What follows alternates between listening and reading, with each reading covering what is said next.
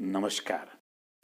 आज मैं आपको भारतीय जनता पार्टी की सरकार के प्रधानमंत्री श्री नरेंद्र मोदी जी के संसद में दिए गए बयान के सुनाऊंगा। उसका कुछ क्लिप मेरे पास है। उसमें उन्होंने उज्ज्वला गैस की सब्सिडी छोड़ने के लिए जो है आम जनता से उन्होंने जो अनुरोध किया था वो, दूसरा डीमोनेटाइजेशन, और तीसरा इनकम टैक्स रेड या ईडी के रेड पर उन्होंने जो संसद में अपने विपक्ष के सामने अपने विचार रखे, उसके बारे में मैं कहना चाहूँगा कि जब से बीजेपी सरकार आई, जब से डीमोनेटाइजेशन हुआ, तब से हमेशा चर्चा में रहा है कि ऐसा क्यों उन्होंने किया अचानक, जिससे हमारी जो देश की जो वित्तीय संकट है मंडराया। उज्ज्वला के बारे में भी उन्होंने कहा और इनकम टैक्स रेड के बारे में भी उन्होंने कहा। इस सब का क्लिप मैं आपको प्रस्तुत कर रहा हूं, देखिए और समझिए उन्होंने कितनी अच्छी तरह से समझाया अपने विपक्षियों को। कांग्रेस की उन्होंने बोलती बंद कर दी है अपने संसद में, और जनता कन्विंस हो गई होगी या आज मेरे वीडियो को देखने के बाद कन्विंस हो जाएगी कि उनका जो है जो भी डिसीजन था, जो भी उनका फैसला था वो सही था। राजनीतिक फैसले कुछ अच्छे और कुछ बुरे होते ही हैं। हर किसी के मन की बात नहीं होती है, हर किसी के अनुसार नहीं होता है। तो मैं आपको वीडियो दिखा रहा हूँ, छोटे छोटे क्लिप्स हैं उस पूरे संसद में दिए गए अपने वक्तव्य का, जो आपको अच्छा लगेगा। आप समझ पाएंगे कि जो भी हुआ वो सब कुछ सोच समझ करके किया गया था। वीडियो देखिए। जाते हैं, जनमन से कट जाते हैं। 2014 में हम चुनाव लड़ रहे थे तो एक दल इस मुद्दे पर चुनाव लड़ रहा था कि 9 सिलेंडर देंगे कि 12 सिलेंडर देंगे। हमने आकर के 9 और 12 की चर्चा को कहां ले गए। हमने कहा जो अफोर्ड कर सकते हैं वो सब्सिडी छोड़ सकते हैं क्या। सिर्फ कहा था। इस देश के 1 करोड़ 20 लाख से ज्यादा लोग गैस सब्सिडी छोड़ने के लिए आगे आए। इस सरकार और वहां बैठे हुए लोगों के गर्व का विषय सीमित नहीं है। ये 125 करोड़ देशवासियों की शक्ति का परिचय है। और मैं इस सदन को प्रार्थना करता हूं, राष्ट्रपति जी के उद्बोधन के माध्यम से प्रार्थना करना चाहता हूं। ये बात सही है।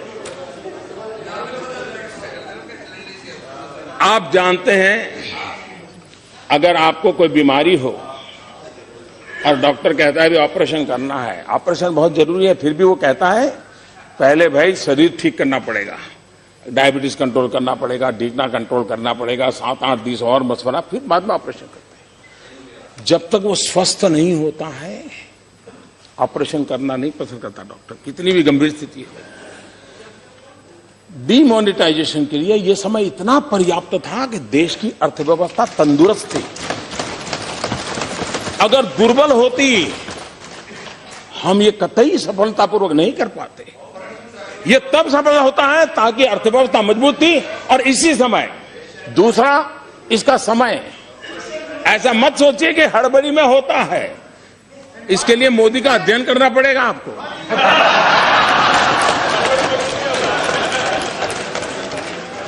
और आप देखिए, हमारे देश में साल भर में जितना व्यापार होता है, करीब करीब उतना ही व्यापार दिवाली के दिनों में हो जाता है। यानी 50% दिवाली के दिनों में, 50% साल भर। एक प्रकार से पूरा उद्योग, व्यापार, किसानी, सब काम दिवाली के आसपास उसकी पीक पर पहुंच जाता है। उसके बाद नेचुरल लल पीरियड हमारे देश में हमेशा होता है। दिवाली के अलावा दुकानदार भी 15-15 दिन बंद रख करके बाहर चले जाते हैं, लोग अपने आप घूमने।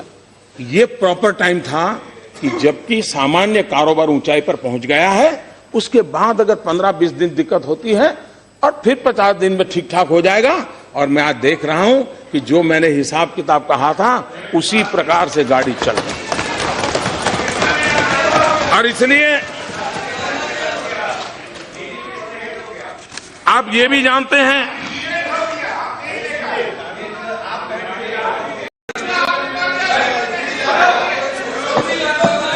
एक समय था जब देश में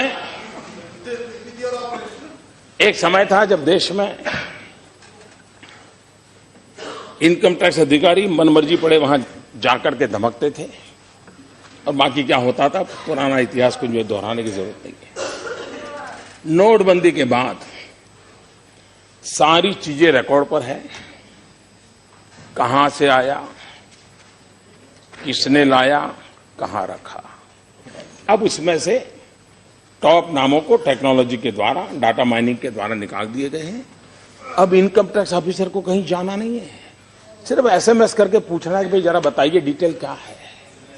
आप देखिए किसी भी प्रकार का अफसरशाही के बिना जिसको भी मुख्य धारा में आना है उसके लिए एक अवसर प्राप्त हो चुका है। इस वीडियो को देखने के बाद आपको लगा होगा कि श्री नरेंद्र मोदी जी किसी मीडिया को इंटरव्यू न दे करके जितनी भी सफाई उन्होंने दी है संसद में वो किसी इंटरव्यू से कम नहीं है। हर कोई चाहता है कि उसके विचार जो हैं समझें, उनकी करनी को समझें, और जरूरी नहीं है कि हमेशा जो है